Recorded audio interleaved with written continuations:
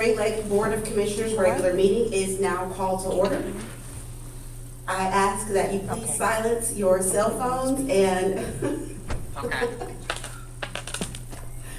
not that cell phone. That cell phone's legit.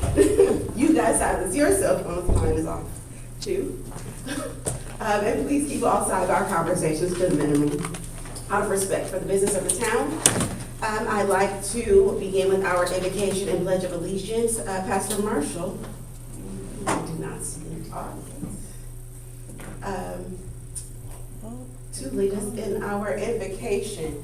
Chief Jarman, would you like to step up to the podium if I can put you on the spot to lead us in our pledge of allegiance and invocation? Thank you so much. This is our police chief, Chief Jarman. Please stand and join us if you choose to.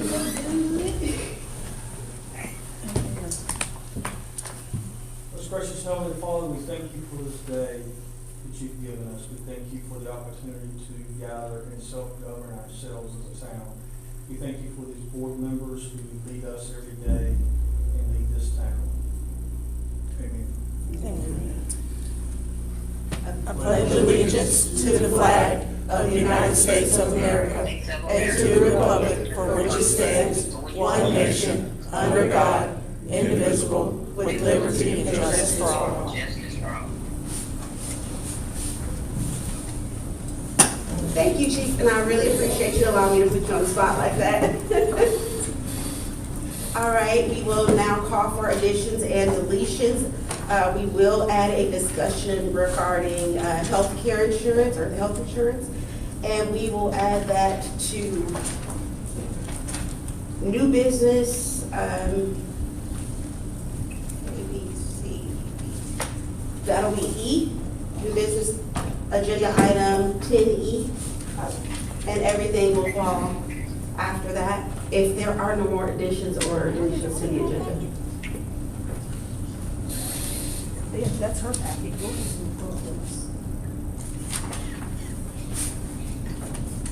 Are there any other additions or deletions to the agenda? Okay, so we just have the one addition, which is agenda item 10, what did I say? B, 10E. And this is a discussion regarding healthcare insurance. I'll now entertain a motion to approve the agenda. Commissioner Cooper? So moved. Commissioner Thompson? I second. Any discussion? No. Oh, all in favor? Aye. Motion carries. I'll now entertain a motion to approve the consent items, which are the draft minutes of April 13th regular meeting, the April 20th special meeting, April 27th work session, and the May 1st special meeting. Is there a motion? Commissioner Cooper? So moved. Is there a second? Commissioner Thompson? I second. Any discussion? All in favor? Aye. Motion carries. We will now move on to our public comments. Please keep in mind that your public comments are limited to 3 minutes. And there will be a timer on the screen letting you know when your time is close to up. And we will begin with Ms. Mary Jackson, topic of concern, removal of the kiosk. Good evening, everyone. Good evening. My name is Mary Jackson, 649 Goodyear Drive, Spring Lake. I'm here tonight to request transparency and justification regarding the removal of the town of Spring Lake water payment kiosks. These kiosks were installed to provide 24-hour access for the utility payment and to improve convenience for citizens who cannot easily visit the town during regular business hours.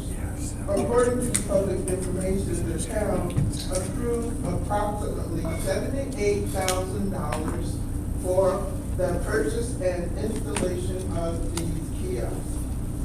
This investment represents a large public use of funds by taxpayers and utility customer dollars. My concern tonight is simple.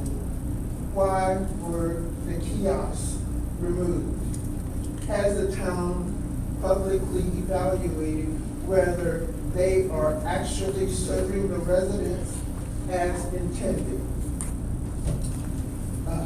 Many families, seniors, military personnel, and residents with transportation issues cannot use these payment kiosks for after hour to pay their utility bills, okay? I believe the public deserves answers to several important questions. First, how long have the kiosks actually been operational?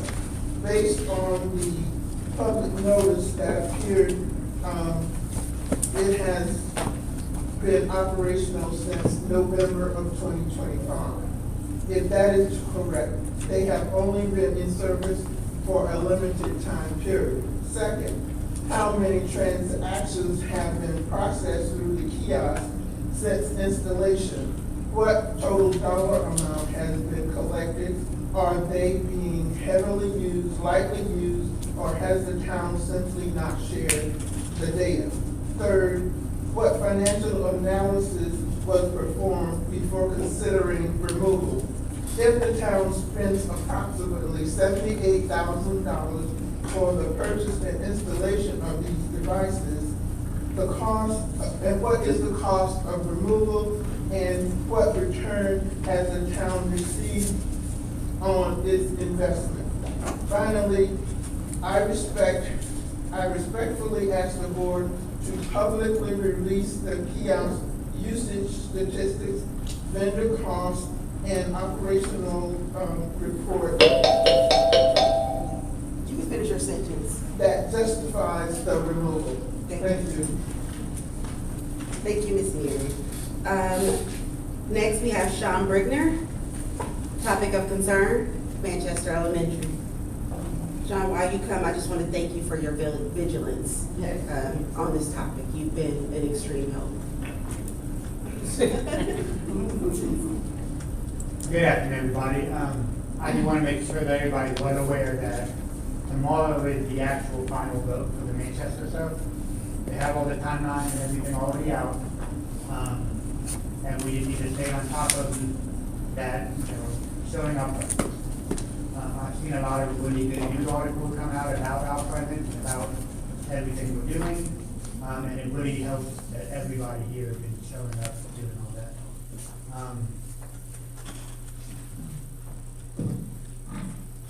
No? Sure. No? Okay. But again, I'll be out there again, I'll be trying to talk some more. I think I've addressed everything that they, refused to answer, basically. And it would be great if everybody showed up again like we have been. And if people can tell their friends and all of them to show up too, because it'd be great to have all of them to show the support and everything going on. Sure? Okay. Thank you very much. Thank you. Okay, we'll now move on to our presentations, and we only have one for the evening. It is our town manager search, council manager form of government, Mr. Joe Durham and Mr. Harold Owens from the North Carolina League of Municipalities. It is always great to have these guys in our town, so welcome. Good evening, Mayor, Good evening. Commissioners, staff. It is a pleasure to be here. I think not long ago, I think I was sitting over here somewhere. But brings back favorable memories, and it is a pleasure for us to be here this evening. Harold and I are here to provide some technical assistance because that's what we do as part of the cities and towns that trying to provide technical assistance to. And I'll be presenting a presentation to you this evening regarding the recruitment process for a manager. And Harold's going to respond to any questions that you may have. Sorry, So, again, Harold and I are municipal operations consultants, and we're providing technical assistance for an area. Harold primarily in the central part of the state, which includes Spring Lake. I am the northeastern part of the state. I'm not gonna go through every one of these slides, but again, want to be able to provide you a summary of this as well as respond to any questions or comments, concerns that you have. What we do is to help you identify and guide you through a positive process. One of the things that is always important is to be open and being transparent as you go through this process of recruiting for a new manager. Of course, the town's gonna conduct the process. It can be done by selecting a point person or a committee. It is a confidential process, obviously, and we'll get to that in a little bit about that. It could be an internal or external process. It's something that you could lead internally. You can hire a consultant to do it, so there are options that are available to you. And your charter is what creates your town, and this is the ultimate authority on what type of government you have. So there are two in North Carolina. It's either a mayor council or a council manager government. You have the council manager, which means you hire a manager. The council manager, that was done in 1997. And 1997, the minutes operating in the council manager form of government. Powers and duties of the manager, again, I'm not gonna read that word for word, you guys are aware of that. Take some time to read through the PowerPoint. And of course, the manager has the ability to, once suspend, and remove all city officers and employees not elected by the people. So that's what the responsibility of the manager is. So you have authority to appoint the manager, attorney, tax collector, and also the town clerk. These are the only positions that you have the authority to hire and fire. Spring Lake is responsible for making the manager, attorney, town, tax collector, and town clerk. Reporting relationships, obviously, that is being determined by your charter. The charter is the ultimate authority. If there's ever anything concerned about that, check with your attorney. Move through that, Howard. Better get tested in presentation. That's right. Yeah. It's open book though, so you should be sure.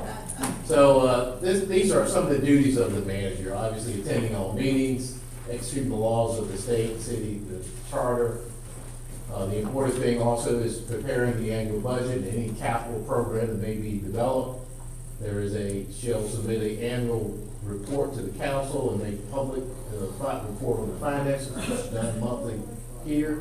And then any other duties and responsibilities that you deem to be important for the manager to carry out. One of the things that's important is there's what's called the International City County Management Association. I think Harold is a member, I am a member, and again, this is holding managers to a code of ethics. It's important that you hire somebody who is a member of the International City County Management Association. And even if they're not that, they can be a member of the North Carolina City County Management Association, which still has a code of ethics. Town manager search, again, the manager manages the day-to-day operations of the town. It is the most important hire that you will make. The board has outlined the roles and responsibilities that are outlined in the charter. It's a very important hiring decision.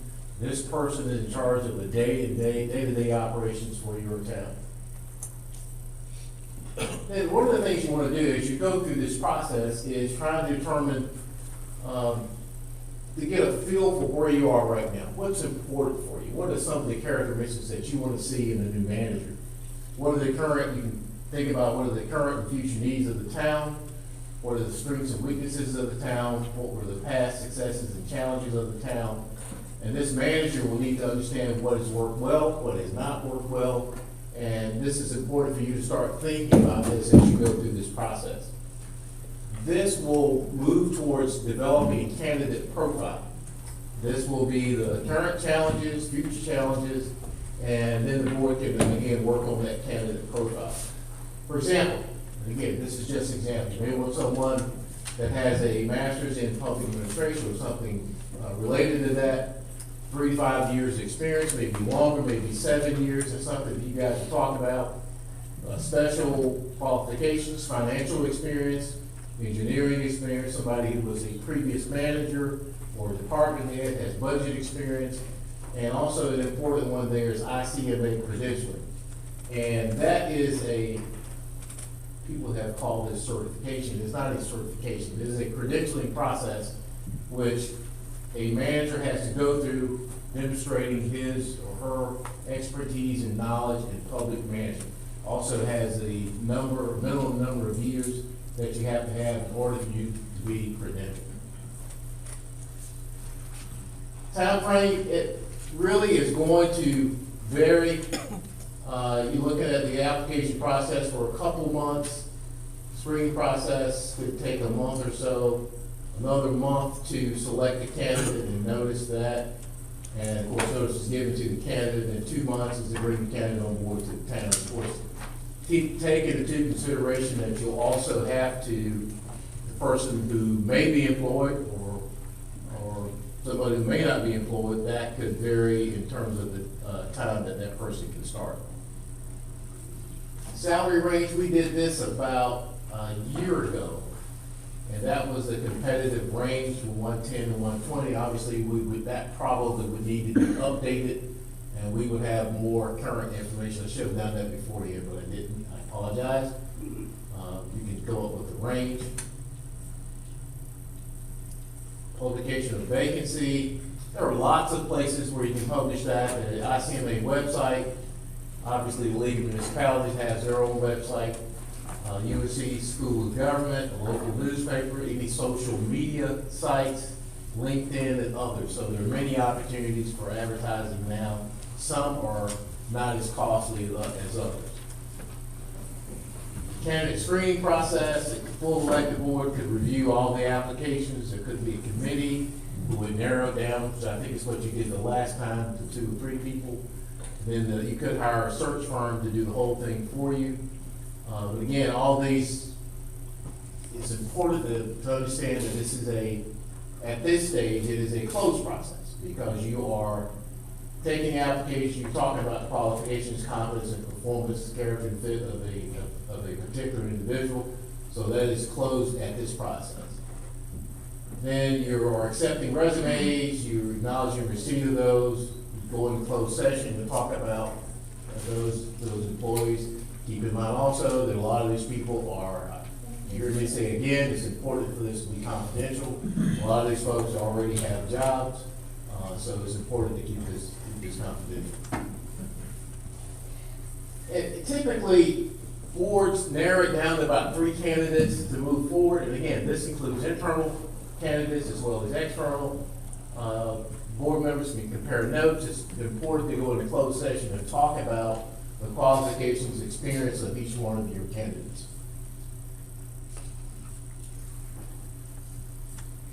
There are approximately 40 to 50 or so vacancies across the state. Carol and I look at a report that comes out every month, and it's amazing how, there is turnover. That list stays about the same in terms of the number of managers out there.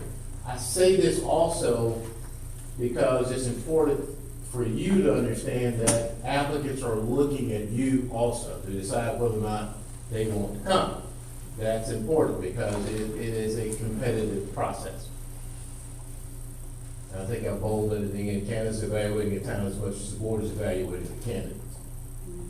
Platforms interview, it is very popular now, and you did this your last time, to do some video conferencing. If you've got somebody in California or in New York, it's easier to do the video conferencing versus having that person to drive down here, take a flight, etc. So you see a lot of the initial interviews can be done by phone, they can be done by video conferencing. Then you could have maybe your finalists, and this is an option for you to come in and do the actual in-person interviews. We can help with that in terms of preparing questions. And of course, it's important for you to make sure there are questions that are relevant to your particular situation. I'll go through this. It's important, again, some of these things are just self-explanatory. Completing an evaluation form for each of the candidates. This is to allow you to discuss the merits of each of the candidates. selection process. Board should discuss at length, and the board needs to come to a consensus on the candidate. It would be ideal if it is unanimous. And believe me, it is always important that there are, having been involved in this work in a few years, over time, it's, you know, managers want to be able to know that there is a unanimous decision that's been made on them. And I think that's important in moving forward, that there is a clear choice for that candidate. Of course, you make that job offer, and as you talk about benefits and et cetera, you'll be working with your attorney to coming up with some type of contract or agreement. Background check is always important. It's a lot easier to check on people now, but there are lots of screening opportunities that are out there. This is just a list of those. One of the things that's important is DMV records, credit history, criminal history, education, and so forth are the critical ones. The appointment of the town manager should be done in an open session. Now, some communities have narrowed it down to a couple, three, and had an open session where they would bring candidates in and have interview questions that would be open to the public. That's an option that's always available to you. And that concludes what we have this evening, and we'll be glad to respond to any other questions or comments you may have at this stage. Well, thank you, first off, for driving down to assist us with this. Again, we appreciate it, and this is critical training so that we, as the board, understand the process of selecting a competent, qualified town manager that's best suited for the town of Spring Lake. The only question that I have is, you know, I've been through this process, I believe this is time number 5. Wow.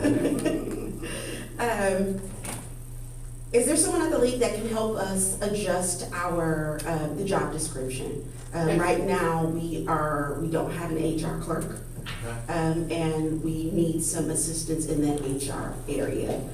So if we could have somebody assist us with just making sure that the job description is current, and as well as some numbers around. And I kind of talked to our finance department a bit about what type of range we could offer. And once the board comes together to discuss this. But if there's someone from the league that could just help us with updating that job description. Yes, we'll be able to do that for you, as well as getting you now we don't help you set compensation, that's totally up to you. Right. We can give you the range based upon budget, based upon population, and what other managers are being paid. Again, within that range, comparable size jurisdictions. Awesome. Thank you. Commissioner Cooper? Thank you, Mayor. I'm gonna go off script because, I already know this again, been through it many times, but what I wanna say is, a lot of people don't know, Harold and, Mr. Durham were part of the team that helped us, put our strategic plan in place. Yes. And many people in this room have helped us to put the final thing together. So I just wanted to publicly thank you all since you're here in front of us, because we have really done a lot with that. So Thank you. I appreciate all of you for being a part of that, sticking with it and going through that process. And again, it was a quick day and a half. Appreciate you being there, but in the end, obviously, it's been beneficial for the town. Very much. That's a great thing. Thank you. Commissioner Jackson? Thank you again for coming as well. With the job description and everything that is done with the compensation, that is a board vote. So you won't come in and make the changes without us voting on the changes, correct? Ma'am, I'm not gonna do anything. I am providing information, and it's up to y'all to decide what you do with it. So we don't even recommend. There may be a suggestion made from time to time, but again, that is purely up to the board to make those decisions. Thank you. Yeah. Any other questions or comments from the board? Thank you guys Thank so you so much. We much. really appreciate it. Thank you. Thank you. This is some really good information. So what I highly encourage is you don't have, as a resident, as a citizen, if you don't have a copy of this presentation, if you didn't get the full agenda packet in your email, please reach out, because this is how we govern our town. These are important things that you should be a part of and understand as well. So please read through these slides. This isn't just random information. This is really important information. All right, we will now move on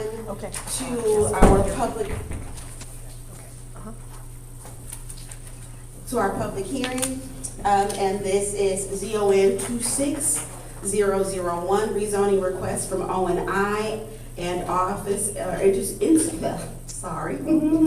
rezoning request from O&I office and institutional district to R6 residential district or more restrictive zoning district for 2 parcels containing approximately 0.73 acres located on the southwest corner of Elizabeth Street and John Street, submitted by Drafting and Design Services Incorporated, applicant agent on behalf of Kingdom Community Development Corporation, owner, Mr. Fagan? Hi, my name is Richard Fagan, good evening Mayor and members of the board. I'm a planner too for Cumberland County's Planning Inspections Department, and I'm here to present case ZON 260011, which is essentially located within the town of Spring Lake as denoted by the red star. As previously stated, the applicant and owner is Kingdom Community Development. The agent is Drafting and Design Services Incorporated. The request is to go from O&I office and institutional to R6 residential.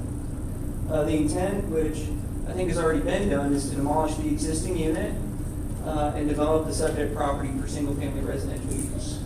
The total acreage of the subject property is 0.73 acres.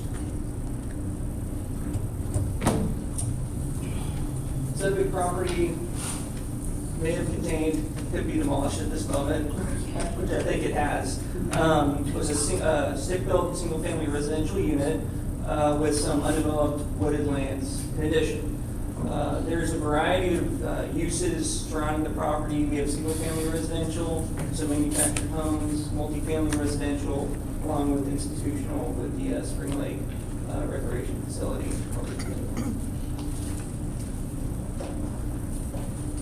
Some of the surrounding zoning districts, we'll start clockwise to kind of help. Directly to the north is P&D. You have O&I, C3, C1, CD, R6, R6A, R5, and then you can see down to the southwest, the Fort Bragg Military Reservation as well. This is an aerial to kind of give some color and character for the exact location of the area. As you can see, there's Elizabeth Street, John Street, and the subject property is located on the southern corner of that intersection as well. There are no hydric soils or hydric inclusion soils on the subject property, and there is water and sewer services that front the subject property along John Street as well as Elizabeth Street. This is a contour map with some topo lines overlaid on the subject property. Just to give you some general background, it's relatively flat with a slight grade going from southwest to the northeast, with the northeast portion, or southwest portion being about 4 feet higher than northwest. The property sits within the Spring Lake Area Land Use Plan, with the land use designation being high-density residential. An associated zoning district for high-density residential is R5. Some of the development goals for high-density residential include to encourage the use of both new and redeveloped housing, to attract residents at a variety of housing types and prices, and as well medium-density residential may be suitable in certain areas to match the existing zoning. The request is consistent, with the adopted land use plan. This is a picture of the subject property. As you can see, the dwelling has been demolished. We're looking at the subject property across from Elizabeth Street. This This is a west view along Elizabeth Street with the subject property on the left-hand side. You can see denoted by the rezoning disclosure notice right there. This is a north view looking away from the subject property along Elizabeth Street. And this is a northeast view with the subject property on the right-hand side. Staff recommends approval of the request. The joint planning board at the April 21st joint planning board meeting recommending unanimous approval and stay on the consent agenda. That concludes my presentation, and I'm happy to answer any questions you may have, as well as the applicant and agent, Mr. Blakely, is here representing drafting design as well. So, thank you so much. Thank you. Are there any questions or comments from the board? All right, thank you, Mr. Hagan. I'll now declare this public hearing open. Is there anyone to speak in favor of this rezoning? And it's okay to speak on behalf of the developer if you wanted to say a few words. So what we're gonna do is, as you know, we've already done housing to the east of, or to the west of it. We're just continuing right along Elizabeth. And then we have future plans of doing housing at Warfield and Elizabeth also, which y'all see the products out there now. That's and what Kingdom has done in the community. So they continue that type of development. Do you know how many houses are out there now? There was 15, 14. Oh, can you state your name? Oh, yeah, I'm sorry. I'm Michael Blakely, Drafting Design Services, 6728 Carbington Road, Sanford, North Carolina. Thank you so much. Yes, I didn't even think about it. Me either, my apologies. Yeah, there's 14 there. This project will give us 3 more, and then we have 7 more at Elizabeth and Warfield. Okay, awesome. So it'll be, revitalization of the area. That's really good. And getting rid of some of the older homes. Just like to make sure we know how many new houses are coming when we're fighting keeping a school open. Yes, ma'am, I get it. If y'all have any questions on it, but Thank you so much. thank you. Is there anyone else to speak in favor of this development? Or excuse me, of this request? I'm in favor of the housing. Did you get, yeah, approach me. I'm in favor of it, but the thing about. Wait, you gotta wait till you get to Nike and then put your name and address on the record We know who you are, but say it again. for the sake of the public hearing. My name is Betty Sanford. Address.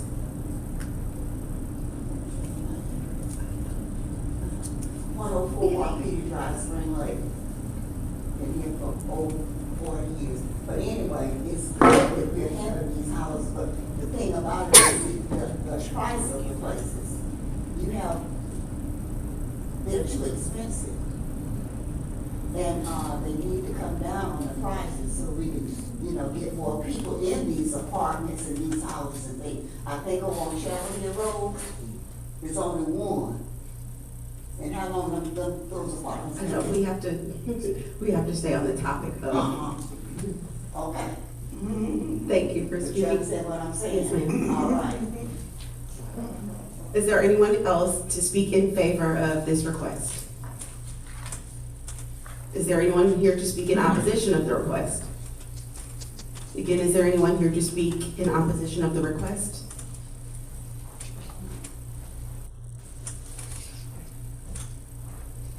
State your name and address for the record, please. Crystal Johnson, 654 Goodyear Drive. I just have a question. Why, they always try to find just a little space all the time, like over by the splash pad? That would be a question you have to direct with the agent Oh, okay, okay. and the owners. Can I ask this question? Will it affect if someone wants to put something commercial there or interfere with like the federal home or somebody wants to put commercial? So we would have to, that, again, this is speaking in favor or against the request. But once the zoning is changed, it will become residential and no more commercial property will be allowed to be developed there. So right now, it's for office and industrial buildings like this, but once we rezone it, it'll be for residential purposes. Is there anyone to speak in opposition of this request? Last time, is there anyone to speak in opposition of this request? Hearing none, this public hearing is now declared closed. Thank you so much. All right. We will now move on to agenda item 8B, and this is 945 Lillington Highway annexation. And in accordance with North Carolina General Statutes and the Town of Spring Lake Code of Ordinance, the public hearing notice was published in the Fayetteville Observer on the appropriate date, which was Tuesday, the 28th, 2026.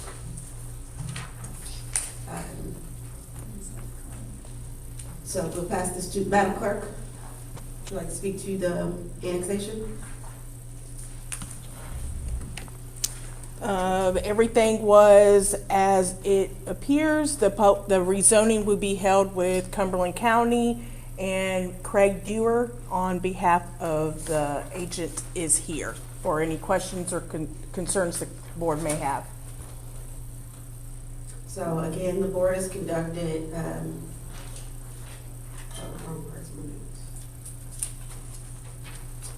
the board has conducted the required public hearing, and the petition meets the requirements of General Statute 160A-31.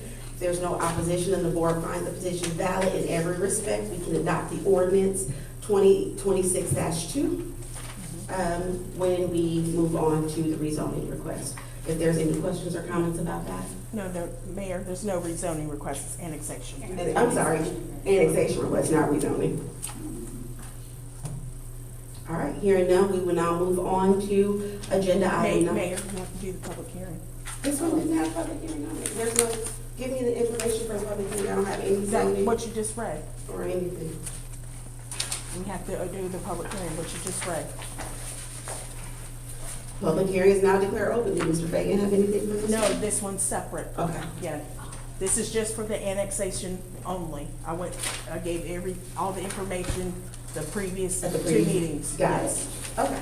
So we will now, I now declare this public hearing open for the annexation of 945 Lillington Highway, property owned by Arthur L. Jackson and Rhonda Jackson. Is there anyone here to speak in favor of this request? Please state your name and address for the record. My name is Craig Dewar, 403 Equal Bull Name, Cary, North Carolina. I'm here as the representative of the applicant who filed the annexation petition on behalf of the property owner as an authorized agent. It's simply to annex into the city so that we can then move forward with the rezoning. Unfortunately, we have to do it in 2 steps, so we'll be back before you guys hopefully in August for rezoning. This is simply to annex so we can tie into the existing water and sewer. Any questions? Thank you so much. Is there anyone else here to speak in favor of this request? Last time, is there anyone here to speak in favor of this request? Hearing none, is there anyone here to speak in opposition of this request? Is there anyone here to speak in opposition of this request? Last time, is there anyone here to speak in opposition of this request? Hearing none, I declare this public hearing closed. Now we'll move on to agenda item 9A, consideration of cell phone service and device changes. Mr. English? Okay. Since the last meeting, we talked about just transitioning from the app on the phone for the board, myself, to actual cell phones. I spoke with our clerk, and she came up with some recommendations, so if you don't mind, Madam Clerk. Thank you, Dennis. So I reached out to Verizon. It is $36.99 per line. We can have them give us new hardware. It would not be at no additional cost. So if the board or whatever board members elect to do a new device, again, I would just need to know that number. The old devices we have, I can sell them to the previous, a past or previous vendor that we used in the past to buy the old used cell phones. So I, again, however we can move, as long as this is not coming at a cost to the town, or if it's a cost savings, I am for this completely. However, we need to make sure that this is driven by policy. That way it's not, up in the air anymore. We can lay this out in a policy that states that board members can have a cell phone. It could be either an actual device or the app, but if something needs to be put into a policy. So there was a policy for town staff. Right. There was not one for the board, so the board would need to adopt a policy. So, with consensus of the board, before we make any movements, we get this policy established and we move based on policy and not just wants and desires. Commissioner Jackson? I thought it was said that the cell phones had to be sold on surplus. If it's under 30,000, it does not. But we, I mean, just for normal practice or general, you know, how it's normally done, that's not a problem, but they're only like $50 we get, so So it the doesn't. information that was told to me in last meeting was incorrect. Okay, so, well, I looked into it and we can do it just to cover our butts. Yes, we can do it as surplus, but if it's under like a certain amount, we don't have to, so. So we need to make sure that if we move that way, we move correctly Okay. as well with the policy. Yeah, because normal practice is we do, so if we want to keep it that way, that's fine, just to keep things legal, which it will still be legal. There is something that states under a certain threshold. There we is. can- Okay, so that would cover it. There's a policy covering it. Well, no, That's fine. It there's just actually a means that staff. the information that was given to me when I brought it up last time was incorrect, that's all, so it's fine. Okay. Yeah, there. Is Mayor Pro Tem needing to be recognized? Commissioner? Mayor Pro Tem, did you have something to add? I thought it was a method for board members to, if they elect to have a private phone that we had talked about and discussed. No, there's no statute that states board members have to have a separate private phone. What did you tell us the last time? No, Commissioner Jackson was referring to the surplus of the phones. Okay, well, it's up to the board to, if they want a private phone or a, work phone, town phone. Yes, ma'am. Right? Yes, we're Okay. just, Mayor was just stating that it would probably be better for it to be policy driven instead of kind of just up in the air. Okay, we just need to get on that then to, get it policy driven, so we can go ahead on and get moving, so we can stop being at a stagnant, place right now. Thank you. Commissioner Jackson? What is the policy now? There isn't one. There is one, but it's basically kind of for town staff. It's in the personal policy. That is handbook. not for the board at all, so Yeah, there is there's no no- kind of.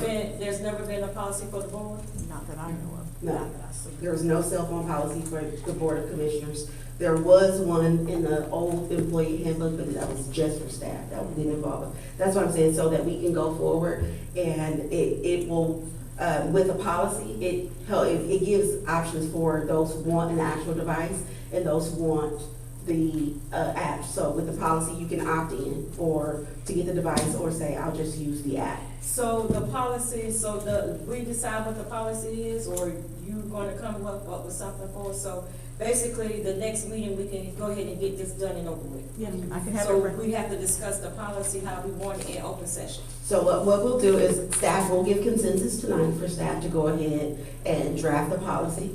They'll draft the policy, they'll bring it back to us for approval. We can have them either submit it to us early, once they draft it, they can submit it to us via email. That way we can go through it and read it and have our responses prepared to discuss it in open meeting. And we can take that vote at the same time. So, I'm sorry, Commissioner Cooper? Yes, I think, where the confusion is, we were moving based off the budget. Based off the budget, we took the cell phones and just gave the stipend because it was a lot of, we were trying to save money for one, and there was a lot of confusion. So the policy, it wasn't a policy, it was just budget driven. So, Go ahead, Commissioner Jackson. so with that being said, then we were cheaper to keep the cell phones than we were to get the app because you're giving everybody a $50 bonus. Not a bonus, excuse me, a $50 stipend for their phone, and it's only $36. I'm not sure about being there because we would have to factor in devices. I would like to know programs. that, so can you go back through the notes and find that, where that changed that from the app? Because it sounds like we were cheaper to keep the phones than we were actual to get the app, because everybody's getting a $50 stipend for the phone, so I would like to see that if that's not too much trouble. The reason why they did this, excuse me, sorry, the reason why they did with the app is because we changed ways of reporting how to clock in and out. So it would consist of town staff using their cell phones. So that's why the former town manager got just rid of the town issued cell phones and went to a monthly stipend. Okay, I still want to see. Yes, ma'am, no problem. Thank you. Attorney Porter? Yeah, there was also a bit of a dispute with the last provider, so it was a little more complicated. But just to be clear, the dispute with our previous provider was for cell phones issued to the entire staff, whereas tonight, we're just talking about cell phones for the board. Well, So, who was the provider? was it Are you Verizon? talking about the one that we were in that? Was it T-Mobile? It was T-Mobile. I mean, we actually had to, I had to get involved. So, you know, if I'm getting involved, it's getting a little nasty. But yeah, the size of the contract is very, very different. And then when we switched over, and I don't have the exact numbers, but when we switched over the staff, the board at the time just said they would go ahead and switch over to the app as well. But there's nothing preventing y'all from doing whatever you want. You know, that ultimately y'all can have it however you want. So, with the board's consensus, we will, direct staff. Did you have something, Madam Clerk? Mayor Pro Tem, did you have something? Well, he said the board can do whatever they want, so, I mean, we can draw a policy, but the board is, well, I mean, we take a vote on it, it's considering that we want to have our own phone, saving money, $36.99 opposed to the $50 that we're gonna give back, so we can have our own personal phone. So, I just think we need to put it in a motion and move forward, and if they want to draw up a policy, you can draw up a policy, because as the town attorney just stated, the board can, it was talking about the whole, employees during that budget time, for whatever reason, that situation was with the phone, because, having all that turned over, the town didn't even have a number that they could call, the police were shut down as well. So, in order for us to move forward, as the attorney just stated, I just think that the board needs to put in a vote so we can move forward, with this issue. Did you have one more thing? Because I want to go ahead. Oh, that's okay. So, with the board consensus, are we okay with moving forward with allowing staff to draft this policy that gives us the option to use phones or apps? And we bring back the information you requested. We can go ahead and take that vote, put the policy in action, and move forward with getting everything settled. Are we okay? Can we get a general consensus from the board on that? So are you saying, I'm sorry, I'm out of order, go ahead. Oh, no, I thought you was here to make a motion, or not a motion, a consensus, but, okay, go ahead, because I'm fine. So are you asking that we vote tonight No. for the vote, for the phones? No votes tonight, just saying it's okay for staff to go ahead and start doing the actions to get all this closed out. If we vote tonight, what does that do? What will we vote no? Oh, okay, that's a good question. So are we voting on to go ahead and get the phones and then come back when we do it again to draft the policy? No, Is they're that gonna what do a Mayor policy Pro now. Tem wants to vote, what can, ask Mayor Pro Tem? Yeah, she may not be able to. She could hear her. Mayor Pro Tem, could you hear Commissioner Jackson? Yeah, she's trying to figure out which are we gonna do a consensus, or are we gonna go ahead on and vote so we can get the phones? I think the town attorney said it didn't apply to the board members, so I would like to put it in a motion that we move forward so we can get, and the town manager, so we can go ahead on and get the cell phones. Mayor Pro Tem, when he was saying that, he was referring to us having the authority to do what we needed to do as the board, but the only thing we were discussing tonight were the cell phones that the board were using, and clarifying that what staff does was separate. Is that correct, Mr. Porter? That's correct. I mean, in theory, you could vote on it tonight if you wanted, someone would just have to state that motion very clearly. Yes, which is why we move by policy. That is the way local government works. We move by policy. That's why I'm saying, in order to keep us covered and to make sure going forward, we're operating, correctly, we do it by policy. It's not left to discussion or decision, it's ran by policy. So, I mean, we can take a vote, like the attorney said, we can take a vote, but that's not usually how local government works. We vote on the policy drives our decisions. So, us as the governing body should be developing these types of policies that govern how we move. So which is why I suggest step one is develop the policy. They bring one second, Mayor Pro Tem, I got you. They bring back the policy to us, we approve it, we say fix this, don't fix this, put this in there, take that out, and then we vote on it, and then we move forward based on that. So 2 weeks, they'll bring the policy back to us at our next board meeting. We'll go over it. If we like the policy right then, we can vote on it right then. It doesn't have to go back anywhere else. We can vote on it and say, this is what we're gonna do. If you are, Mayor Pro Tem has something. Mayor Pro Tem? Yeah, we've discussed this and we've discussed it, and it's been quite a bit of time, and we keep discussing the same thing. I do believe in policy, procedures, and general statutes, of course, but that's why we have our town attorney there seeking his advice. But I think that instead of waiting for 2 weeks, I think we can call a special meeting. We tried to call a special meeting prior to town members coming, and nobody showed up. So I would like to, if you want to go ahead and get that policy drawn up, and if we can call a special meeting to get this taken care of, that's why I would like this direction to go. And then it was still saving the town money with the board. That's fine, as long as we can go ahead and give staff consensus to get started, and that's all we need We tonight. just have to call a special meeting, get enough people that's gonna show up, opposed to, again, it's been about 3 months that we bought this, 4 months that we bought this before the public and before the board, and move forward with a special meeting to get this taken care of, and we can put this behind us. We can talk about that special meeting soon, whenever staff is finished with drafting it. Thank you. All right, so we can go ahead and move on. How long would it take staff to draft it? It won't take me. I can have it done by Wednesday. Okay, so once it's drafted, we can discuss special meeting then and look at timeframes to get this implemented. So we have a consensus to give the board, the staff, permission to draft the policy. All right. Staff, you have general consensus to go ahead and get the policy drafted, bring it back to us whenever you can. We will discuss a special meeting time at that, once we get the policy. All right. Let's move on to discussion regarding the kiosks. So we discussed this last time, and Madam Clerk, you did some research and brought back to us your findings. And I do.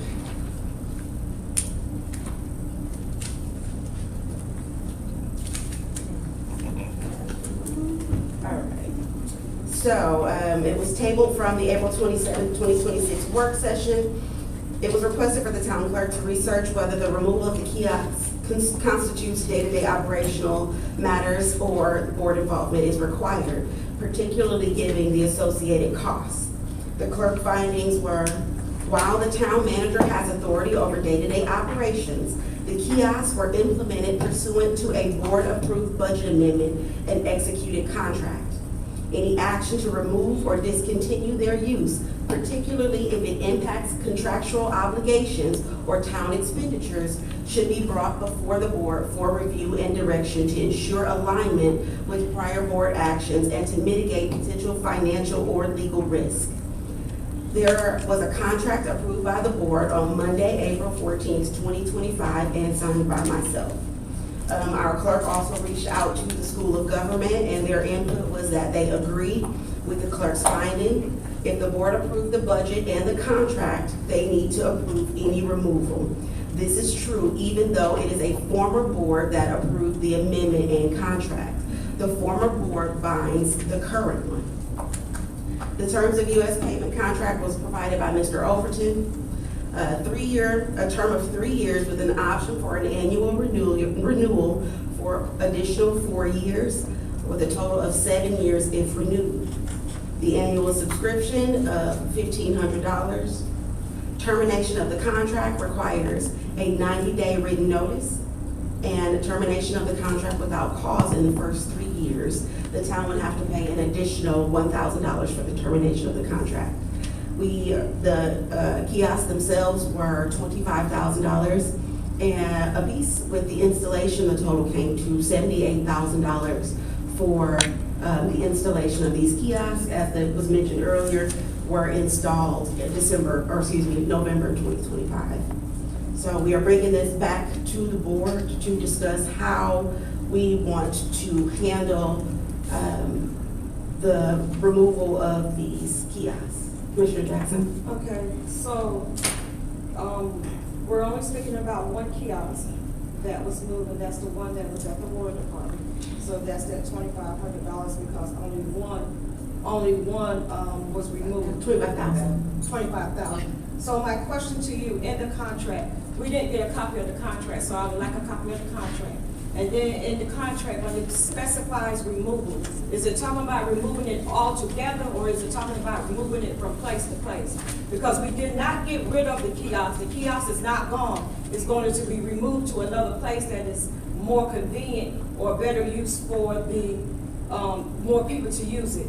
We spoke on you spoke on having the kiosk there in the first place because you mentioned that people were having a hard time paying after hours.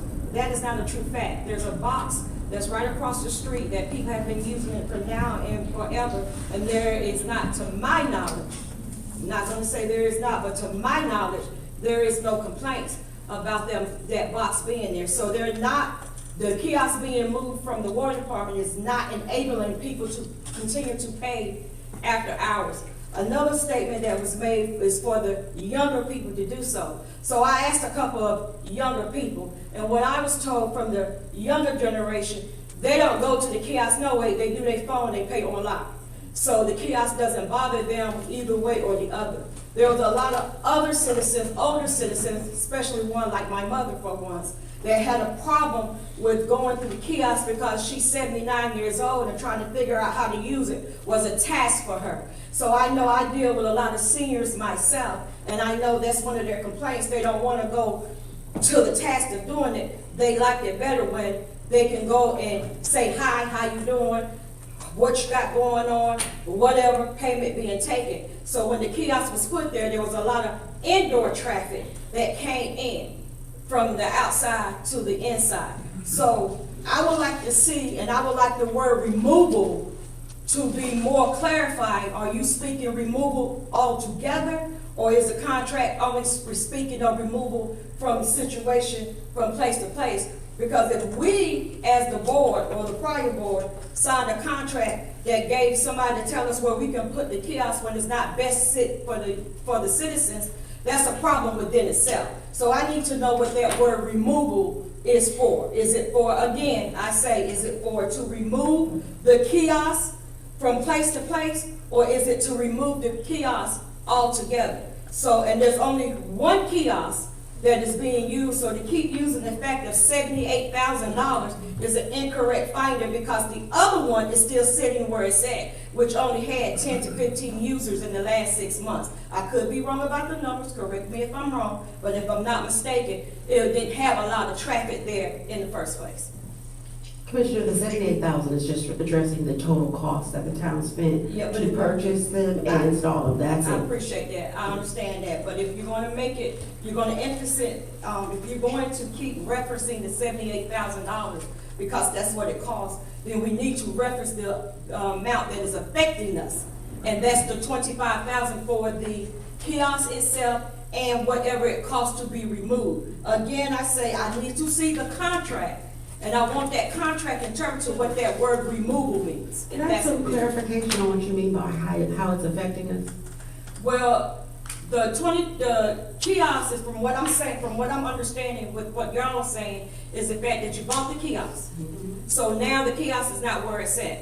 So now they're in violation of the contract. Well, the kiosk is not there, but it's going to be moved somewhere. So when we bought the kiosk, to my understanding, what I'm regulating, you can tell me if I'm wrong. When you bought the kiosk and you signed the contract for the kiosk, you're saying we're going to put the kiosk wherever we see fit that the kiosk will go. That would be more beneficial to the community. So you put one, of course you would think the water department. It didn't happen that way.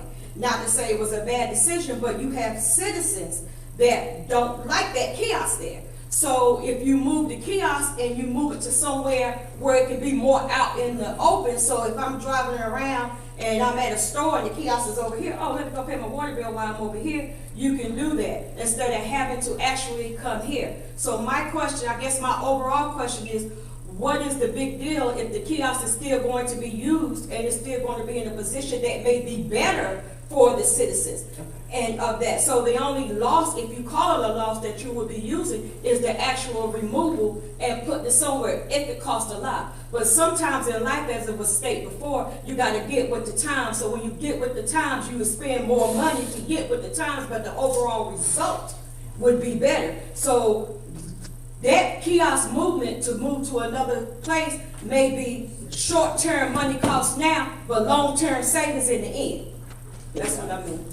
Thank you. Okay, I believe Attorney Porter was next, and then we'll move back to the. Yeah, just to be clear, I just don't want to get us too hung up on the word removal.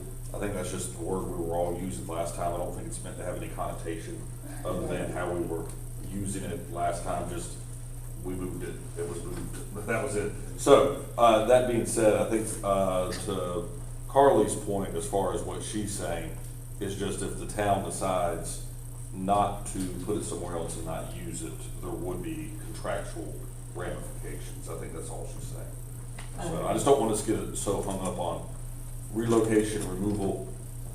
You know, I mean, as an attorney, I deal in words.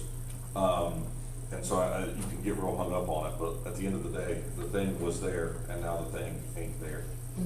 And I believe a bit of the conflict was it a day-to-day? I should have had been brought to the board before the decisions was made. Commissioner Thompson? And I think the main reason the kiosk was put there because they did budget cuts within the water department, so it was saving money. And that's the original reason why the kiosk was done, to save the town money.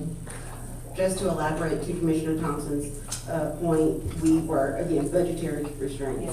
And the previous manager was trying to figure out how do we continue to provide the service we had been providing without, because the conversation was to close the window completely. Because we just didn't have the funding to fully staff that department. And so it was either do we close the window totally because we don't have that position, or do we find another way? And an employee is, let's say, $78,000 every year. That kiosk is a one-time payment that's still going to provide the services that the community needs without us having to restaff that position right then. So that was the main reason for the kiosk. It wasn't just trying to be up with the times. It was we didn't have any money and we still wanted to provide access because forever people have been able to go to that window and pay their bills. We wouldn't, if we didn't have somebody manning the window, it would have just had to close. And so this was the next best option, was give them something digital. That way they can still, it might be a little bit of a learning curve, but they still have that same window access. I would like to see too, since you bring up the budget, I would like to see what money that we saved or we lost by doing that, because at the end of the day, that sounds good, but that wasn't reality. That's it's budget. The community wasn't using it. So either way, and then you talking about budget costs, there was a fee. There was a 50-cent or 75-cent fee just to write a check on there. All those fees that you had to pay to use that kiosk would probably make up some of the difference that you would have just had somebody there at the window. It probably would, I don't know, but I would like to see. We can ask our manager to instruct staff to give us those numbers on the difference of the one-time payment for the kiosk versus the ongoing It's a payment of the one-time employee. payment every time they use it. No, I'm just talking about the expense to us, not the user expense. I'm talking about the budget from the town, because we're not budgeting in the user expenses, we're only talking about the money from the You town. should budget the user expenses, it's the community, it's their money. I mean, when you got a senior that is on a fixed income that is used to paying $35 for their water, now they gotta pay $5 more extra dollars just to use a kiosk when they don't have to pay anything for the table. I think the user fee should have been in there, that's their money. That was my money, that's their money. Okay, let me give Commissioner Cooper a chance to talk. I want to make sure all voices are heard. Commissioner Cooper, and then we'll move to Mayor Pro Tem. So I think the reason we keep saying 78,000 is because it was one budget amendment, and you can't just break it up into parts. It was a whole, which is one budget amendment. And the thing about the fees, if you pay with your credit card through the window, there is a fee. And it's probably about as much as the kiosk, because that's one of the reasons why I went to direct deposit, because paying with your credit card, there's that fee. You know, I don't think there's a fee if you do, a check. It is a 50 cent or 75 cent. It is not. We can't, don't talk from the audience, please. Thank you. And also, you know, I have talked to people who have appreciated the kiosk because it gives them the opportunity to come there late at night when they get off work. And we haven't had it in place long enough to really get good data, because everything has to have time to take off. You know, if it's a business, you have to get it established, people have to know you're there and know you can use it. 6 months is not enough time to get a good record of what people will be using. So I don't think it was given the right chance, and I just think it should have been discussed with the full board before it was taken from the place over by the water department. Mayor Pro Tem? Thank you, Madam Mayor.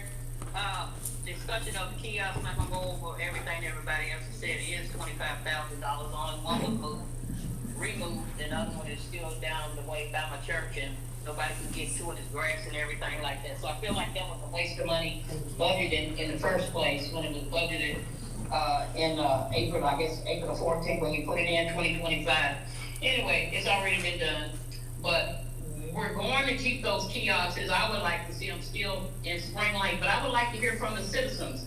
Where should we put those so it can be utilized? Open back that window. And I think we're in the process of budgeting to make sure we have somebody in that department to be able to service our citizens. We always want to make sure that our citizens are taken care of in a proper manner, regardless of what age they are, from the young folks to our senior citizens. But if we can have a public forum, they can let us know what they think we should. We can discuss where those kiosks can be utilized. And the one that's down on 210, when I pass it every time I go to church, I said, just sitting there, nobody is utilizing it. But it was $25,000 since only one of them was removed. But Mayor, I would like to see us have a public forum, listen to our citizens, and move those kiosks. When it says remove, I thank you, Attorney, we're just gonna put them in an area where they can move and open that window back up. If we can all come to a vote on it, how we need to see that, and just move forward with it. So with that, Thank you. just so we're clear, the positioning of the kiosk, that's outside of the purview of the board. That is literally in the hands of the town manager. That is fully his decision on where they should be located. That's outside of our, the only thing that concerns the board is the cost of it. We now have clarification. We can't do anything about it. It's already done. We know next time things that are over a certain threshold, bring them to the board before a decision is made. If the town manager feels that he wants to involve the community in his decision, that is fully up to the town manager. That's outside of the work of the board.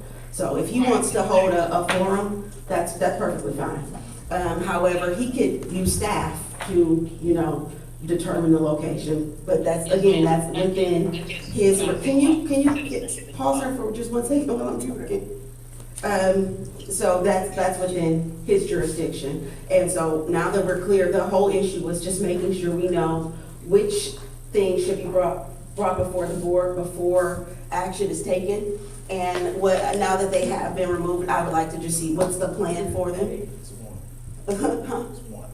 You said they. Oh, okay. What's the plan for, I mean, if we put the other one back where it was and move the one at the fire station that wasn't used, I think that would be, that way we still have the access again at the keys. And I know we want to see people there. And we can look at addressing that a little further down the line when we've got more money in our budget. We have to, you have to remember that we have to make sure that we have money to cover incidences, like a storm could come through. And we have to have money in our reserves. And hiring somebody for that position is going to be an ongoing cost that we're gonna have to continue to pay for. We're just not in the place for it right now. So if we can use the kiosk temporarily, just until we get more financially stable, and plan for maybe next year, looking at refilling that position, just so we're not putting this additional cost burden on our community. We have to be responsible, and sometimes that means saying no to convenience because we can't afford it, the same way you do in your own household. Sometimes you gotta buy the generic brand because money might be a little tight. Sometimes you have to forego that cup of Starbucks because, you know, money is a little tight. And once you save, we can go back and revisit it and then give that convenience back. But to be perfectly honest and transparent, if we open that window back up, we are putting an undue burden on our budget, a budget that is very, I mean, one big decision, one big cost, one of the major trucks break down, and we gotta purchase $300,000, that's gone like that. We have to be very, very careful with growth right now, because it's just really fragile. We took a very, very severe loss, and this is our first full budget cycle with us really feeling losing that $1.8 million. That hurts a lot. So if we can just baby step in expansion internally and not to lose it and say we're never gonna do this. Because, I mean, we wanna be a good employer. We want to be, you know, provide good services. We also wanna be responsible with the money that we have. So that is my only point when we're talking about reopening the window. I'm absolutely not against it, not at all. And I like the idea of finding better locations for our kiosks, because we've already purchased them. Let's put that convenience somewhere else, but let's just remember, we also have to always be mindful of that fund balance and how our ongoing cost. We need to make sure every single expenditure has an ongoing revenue source or a clearly defined expense cut every time. And I digress. Is there anybody else who needed to make a statement on the kiosks? We'll take one more round of statements if you like, and then we'll go ahead and go forward. Go ahead, Commissioner. So, if we're talking about convenience versus safety, we're struggling to maintain staffing with our police department and our fire. And I would rather put extra money, because we lost 5 police department positions last year because of the budget cut. I would rather put our money towards the safety of our citizens rather than the convenience from the kiosks. That's just, I'm gonna choose that all day. If we can find a way to increase pay to keep our police officers and fire department staff and keep us safe, I'll choose that every day. One more round of questions and then we're gonna move on. Commissioner Jackson? I am 100% sure that when we sit down and we do the budget, that whatever we do, we're gonna do it on what's best for the community and for us. That even means that if the board itself has to take cuts on some of the stuff that we got going on. I mean, when everybody, that includes the money that we have going to the trainings and things of that nature or whatever, we will have a problem with taking cuts on that too, with whatever we need. So I'm pretty sure that we all, 5 of us is capable of making sure that that budget is where it needs to be.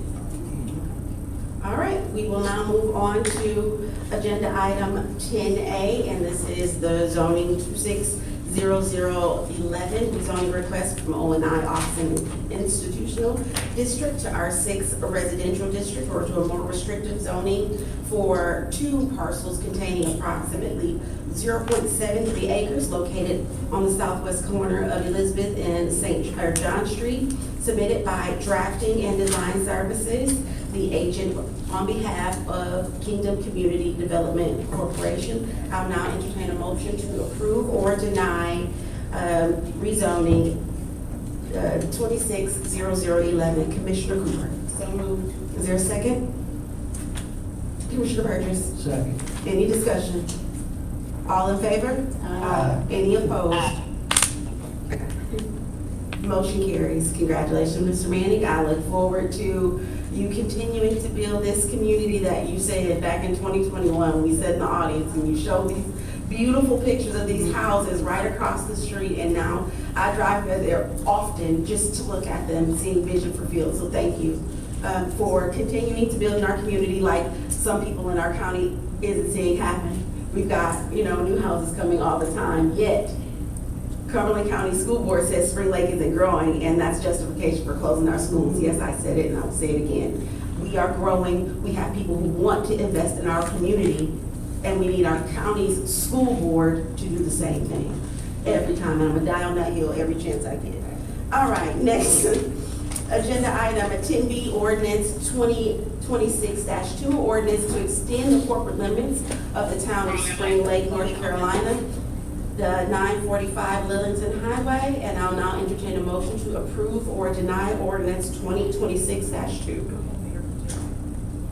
Madam Mayor, I'd like to make a motion that we approve ordinance 2026-2, and orders to extend the corporation limit of the town of Spring Lake, North Carolina. Commissioner Burgess. I second. Any discussion? All in favor? Aye. The motion, any opposed? Hearing none, the motion carries. All right, we'll now move on to Budget Amendment BA 23 for FY 2026. Mr. Overton?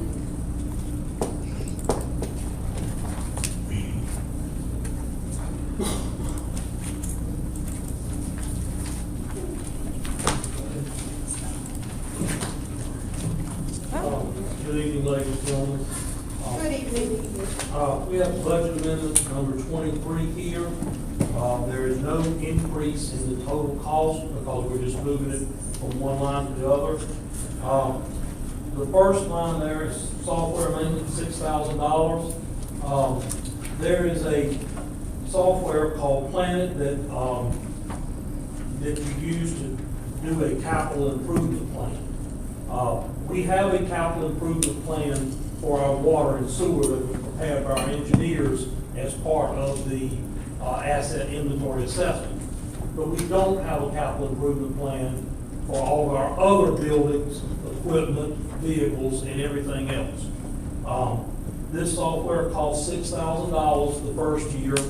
It's a 3-year contract. It's $5,500 the next 2 years, and then an option to renew after that.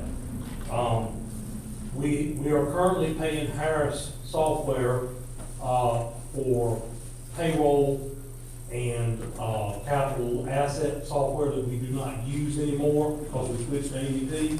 We can pay for this software next year by deleting those programs from Harris. Okay? We're paying for it this year by taking some money out of professional services. We had budgeted professional services for 3 years of audits. Well, we're not going to get 3 years done. God, I hope we just get 1 year done. Okay. Also, 1,500. Interest rates have declined this year. They were 5% last year. They are 3.75% right now.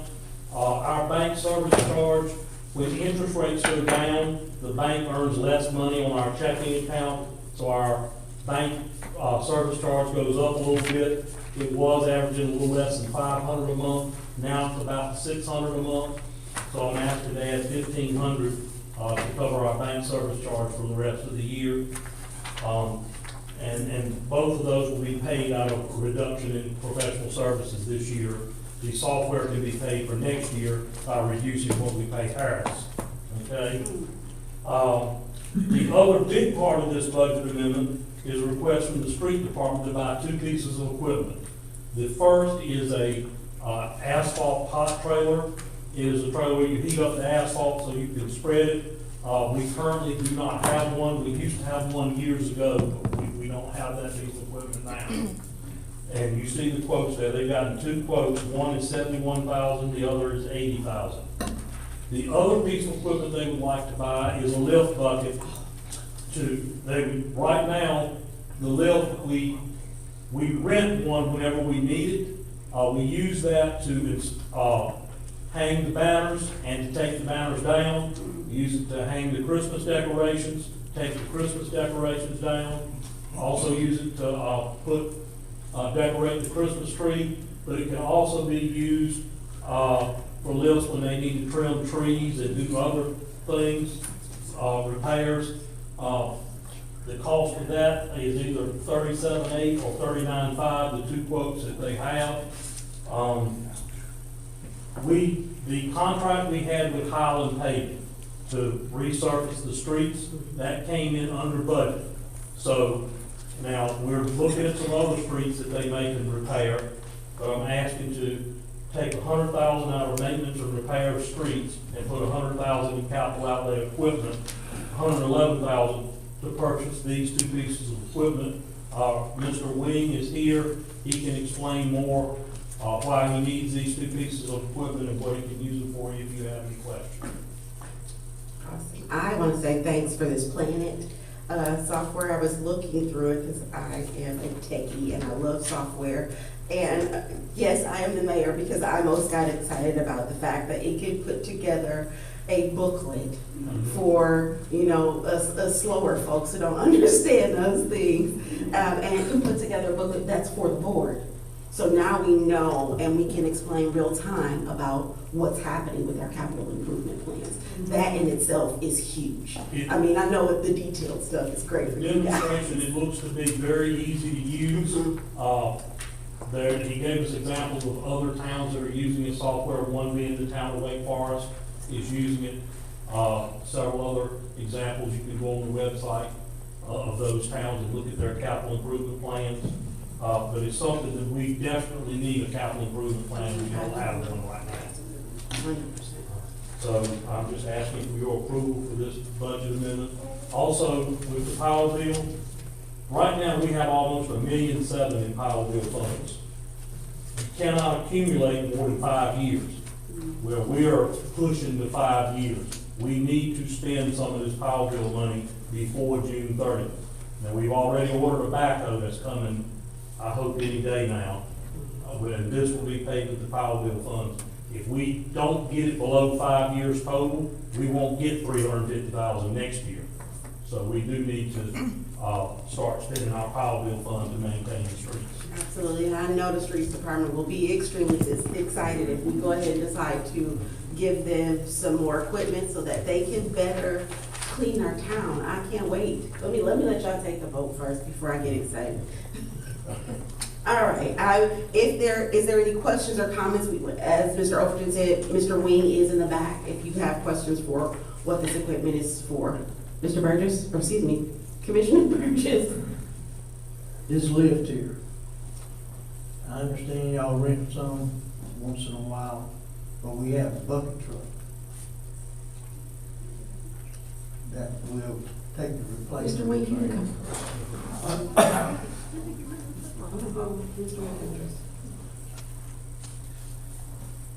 Yes, sir, Mr. Burgess. We had a bucket truck. We had to sell it. It was in 1990. The computer system on it caught on fire. They couldn't find a computer system for it anymore because it was so outdated. We had to get it mechanically inspected every year. It has to go through an inspection every year, just like the fire department apparatuses do, the ladder truck and all that. It was failing every year, and we would have to send it to Raleigh. And then we'd get a bill, $2,000, $3,000 at a time. But we had to sell it because they could not find a computer for it anymore. Did you have anything else, Commissioner Burgess? Commissioner Jackson? The money that you're at, the equipment that you're asking us to buy, the money is coming from the power bill. Yes, ma'am. And then, like you said, we have to spend it before we lose it. Basically, won't be able to get next year. Yes, ma'am. Was that it? Right. Commissioner Thompson? Oh, we ready for the motion? Commissioner Cooper? Make a motion. Okay, go ahead, Commissioner Cooper. I make a motion that we approve budget amendment BA 23, FY 2026. Commissioner Thompson? I second. Any discussion? All in favor? Aye. Steve, the motion carries. You get new toys. Thank you all. No, but this is a good way for, now we can see them cut down some of those low hanging trees and, oh, this is gonna be good. I have time.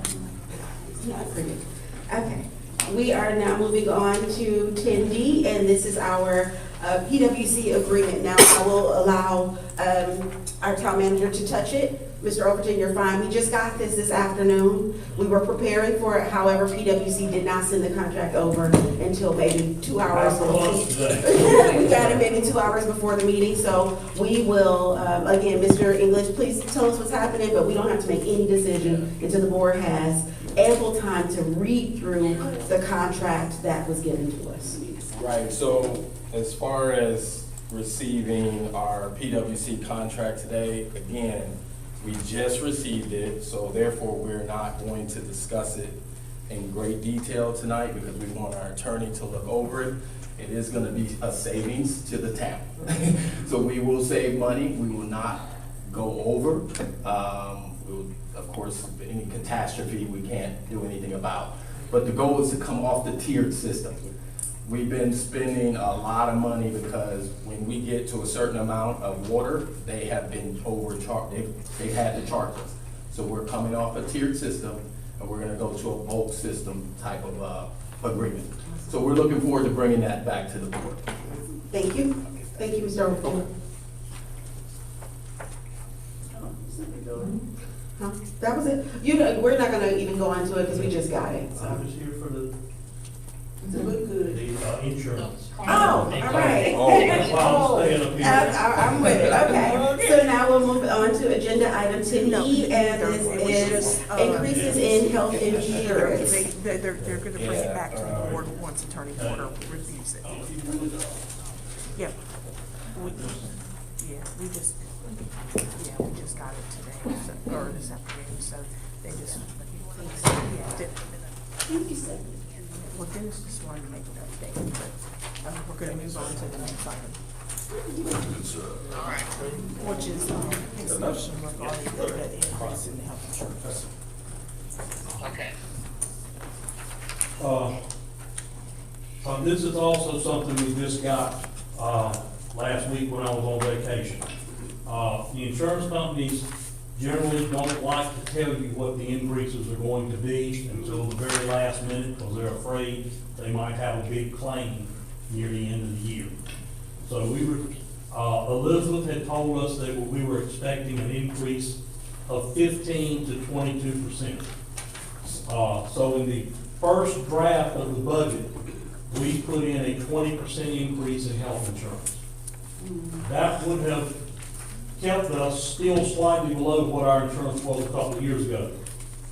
Nicole received the actual quote last week for our medical insurance, and the increase is not 20%, it's 26%. So that puts our cost for medical insurance instead of $653 per employee up to $823 per employee, which is more than what we were paying 2 years ago at Blue Cross and Blue Shield. Our dental insurance is also going up 8.5%, from $33 to $36 a month. The vision insurance is staying the same if we keep the same plan. That's $558, so there's no increase in vision. They have offered an alternative, which would go from $558 to $614, an increase of about 60 or 70 cents a month. What that would do is, right now when you get a pair of glasses, the insurance will pay $125 toward the cost of the glasses. If you go with the the optional plan at 614, they'll pay $150 or $25 more for your glasses or contacts. Other than that, the plans are pretty much the same. But the increase in the medical insurance of 26%, instead of 20%, will add another $39,000 to our budget. The dental insurance increase will add another $2,800 to our budget. So the total increase is going to be around $42,000. When we just got this, we have talked to our insurance agent, Old Fayetteville. They have reached out just today to United Healthcare to see if they can't do a little better than this. They said they were also going to try to contact Blue Cross Blue Shield. You don't really like to switch insurance companies every year because we've only been with United Healthcare 1 year, but we cannot afford a 26% increase in our health insurance in 1 year. We have an option. Now, Old Fayetteville has been our insurance agent for several years. I don't know how long. Just like 2 or 3. Okay. There is an alternative. We have a young man named Zach Crumpler who last year went out and shopped our insurance for us. Unfortunately, we stayed with Old Fayetteville, but he was the one who originally found the significant savings we got last year when we switched to United Healthcare. My question to you is, we don't really need 2 insurance agents because there's only about 4 or 5 insurance companies. Do we want to let Old Fayetteville shop our health insurance, or do we give Mr. Crumpler a chance? And he was the one that actually found us this savings last year.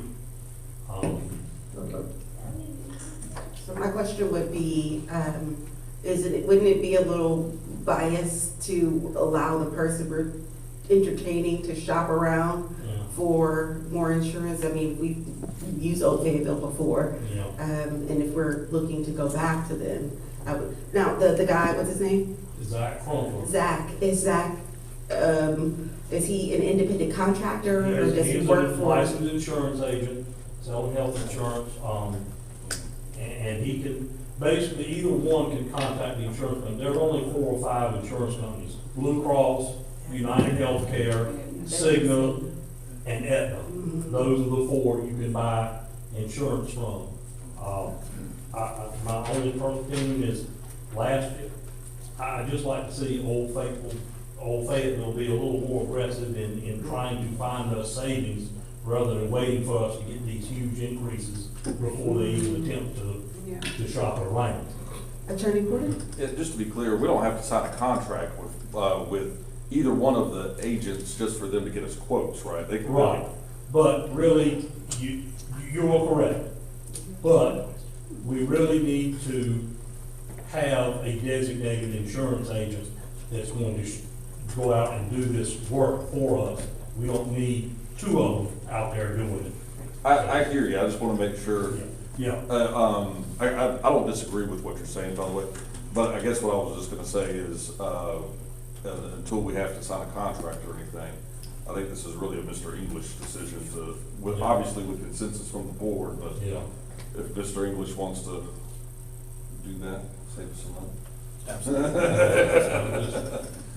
That was all I was going to say. Commissioner Cooper? Thank you. My question is, does the league offer health insurance? No more. Oh, they stopped? Yeah, they got out of the health insurance business last year. After the Aetna's. When Aetna took over Blue Cross and then the league, well, that had nothing to do with the league. The league mostly insures small towns like ours. Most of the larger towns don't go through the league because they can get a better deal because they have such large groups. They mostly insure small towns who don't have a lot of employees, and therefore we're no longer able to continue to get the competitive rates and pay the claims. So they last year decided to get out of the health insurance business. So they only do property and liability and workers' comp now. Mr. Manager. just to close it out, I have spoke with Zach. I'd like to have a meeting with him, and he can explain to us what his opportunities are for us to save some money at this point. It's a very critical time, as you all hear. It's a lot. Sounds good. So we will wait for you to have those meetings and bring back to us which provider will go with. All right. Thank you guys so much. All right, we'll now move on to our reports. A few things. First, I want to make sure we are, we had an internal little gathering to say farewell to Lieutenant Sutton, who had been with the town for 20 years. And so I just want to make sure that we acknowledge him and his transfer to Fayetteville and wish him the absolute best, and knowing that his presence will be missed in our community. Also, the board had a chance, most of the members of the board, myself, Mayor Pro Tem, Commissioner Jackson, Commissioner Burgess, and Mr. English, all had the chance to go to City Vision. City Vision is where elected officials get their professional development. We are able to get current legislative updates from league lobbyists to petition on behalf of municipalities. So we're getting real-time updates, as well as being able to network with our other elected officials, managers, clerks, and be able to really kind of hone in on how we work together to solve problems, creating better governance for the state of North Carolina. We were able to attend multiple different classes on things ranging from interacting with your town manager to how do you handle messy situations in government. So it's a critical environment that I genuinely appreciate. It has made me a better elected official, and I've seen the growth and development with my with fellow board members. And I am excited on continuing to do this so that we can further grow and expand our knowledge as elected officials. I was awarded the Certificate of Municipal Excellence, as well as Commissioner Cooper was also awarded the Certificate of Municipal Excellence for diligently studying. I am a glutton for information. And the league actually honors that. They want us to, again, continue to learn how to be better electeds in the state. So on the 14th, I've been invited to Fort Bragg to be a part of their Defense Community Infrastructure Summit.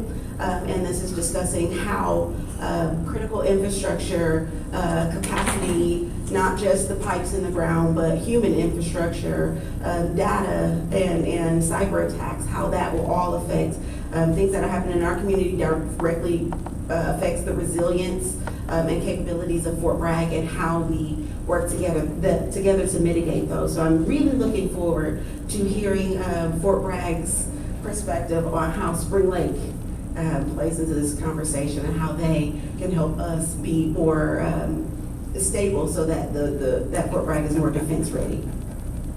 We also have our Mayor's Coalition meeting, and this is the Cumberland County mayors. We all get together quarterly to discuss issues in the county, and so I will be there on the 15th to meet with my fellow mayors. The Deerfield, Manchester water outage that happened, wow, it's such a terrible time for it to happen when you've got majority of your electeds and your manager all out.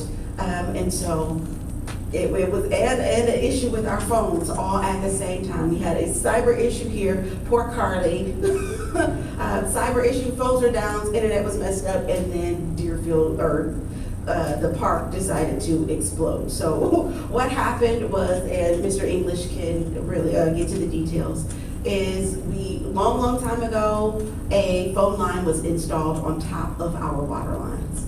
It finally gave way and crushed our water line and caused a massive flood in, what's the name of our park? Mendoza.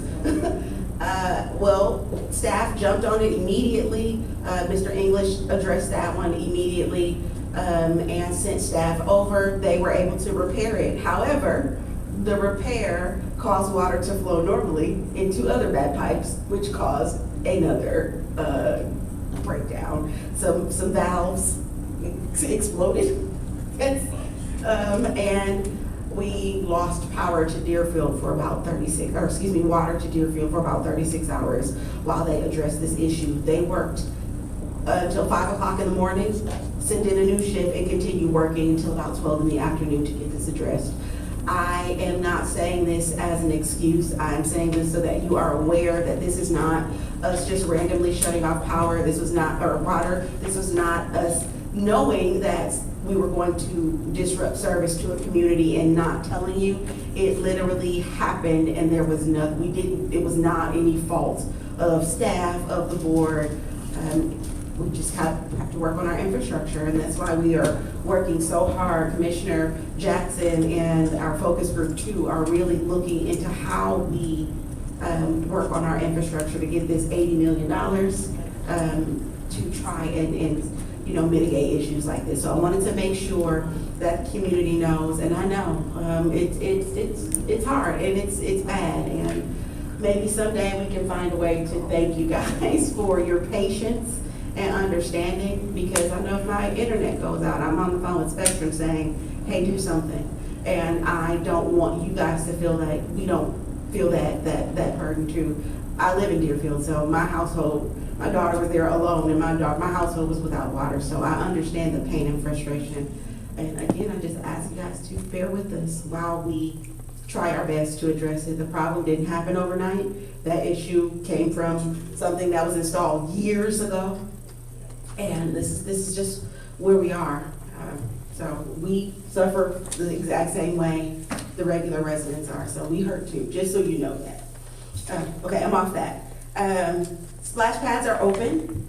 And we have a huge, so I've been working on the Mudsburg Park project off of Chapel Hill Road. It was something I found in the corner of my office and said, hey, what's this? And I said, we were given 33 acres of walking trails and just scenic overlooks to the Little River. And so we've been trying to figure out how do we fix this beautiful park that we have and open it up to our residents. Well, we have worked with FAMPO, we have worked with the LGC. The state had given us funding for this, and I was just notified last week that we have received a $1.5 million grant to rehab this park.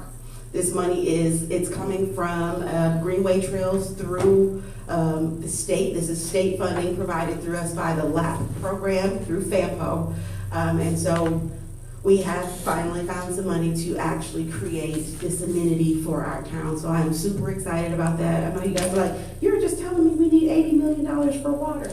We do, but we also have to still maintain other services for the town. So this still is a huge win, and no, we cannot use this $1.5 million for anything other than the creation and maintenance for that park. So yay, Spring Lake. The school board meeting is tomorrow, as you heard already, and our work logs from Mr. English begin this week, correct? The logs. Time logs. Oh, the time. You went from park to time log. Yes, ma'am. Okay.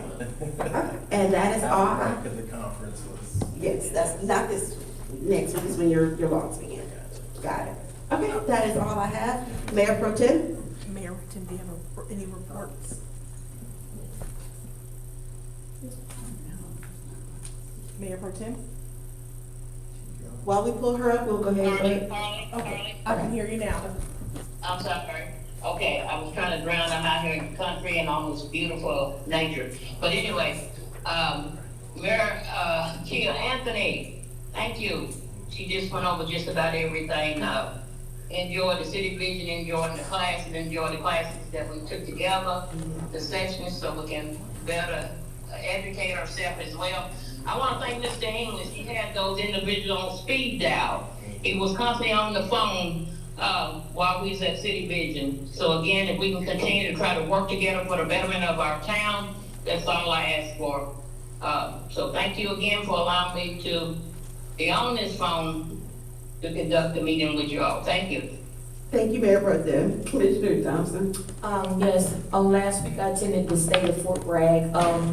And it was a lot of information given as far as the future of Fort Bragg and what they're gonna be doing for the surrounding city. So, and I think if you can, I think you can go on the website and see the entire program. And then also I attended the National Day of Service, that was sponsored by the Spring Lake Ministerial Alliance, at First Baptist Church.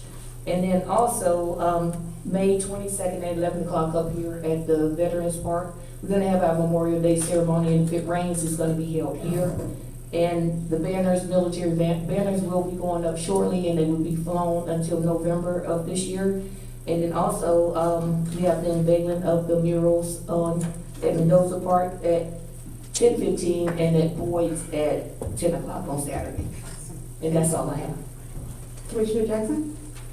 The convention at City Division was very exciting and very fulfilling.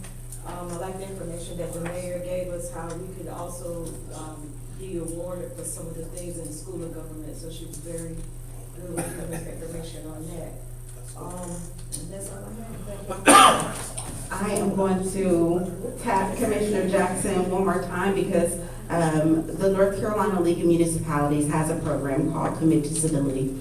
And what this is, it is a promise that the board, it's a class, a 2-hour course that the board takes, and it's about understanding how to work well with others, a commitment to doing our best as elected officials together to work cohesively. And Commissioner Jackson said, we're doing that. And so I want to ask you if you will take charge of making sure that the town of Spring Lake, at least 75% of our board, as long as at least 75% of us take this commitment to civility.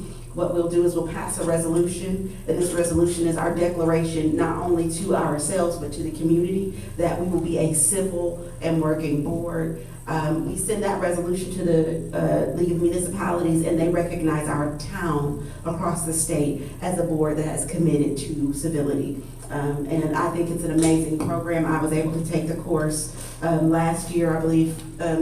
Commissioner Cooper and our former Commissioner Chadwick, she also had taken the course. So I would love to see this board do that and make that commitment and get that declaration at the next city vision. So if you want to take charge of that, I'll work with you. I can. I don't know what I'm supposed to do. That's I'm taking the class. I think we all should do that. Absolutely. It's good for the town and moving forward, it shows unity. So I think that is very, very important. All right, well, I'll get with you offline and we'll start that. I can help. Commissioner Thompson, oh, yeah, absolutely.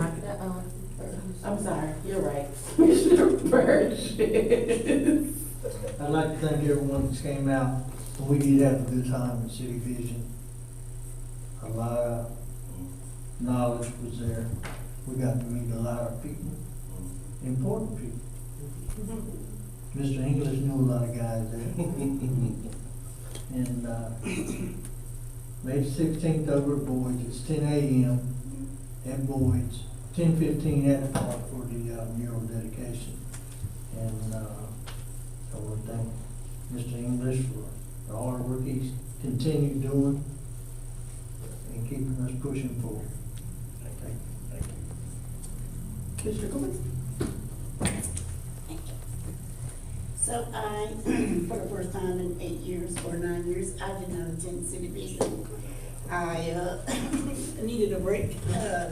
I have attended every year since 2018, I believe, and actually served on the board of directors for 4 years. But I've learned so much. They are also doing an AML course for finance.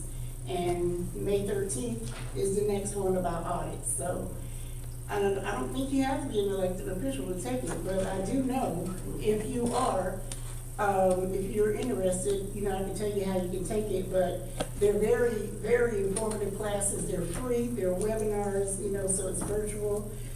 They do one once a month. Last week I was here, I was here for the water outage, Deerfield water outage of 2026. And I will tell you, if you call me and want updates and you do not have the app downloaded, I'm not talking to you. That's it. If you don't have the app downloaded, I'm not giving you information because it's too simple. So. That's it. Thank you. Mr. English? Right, some good news.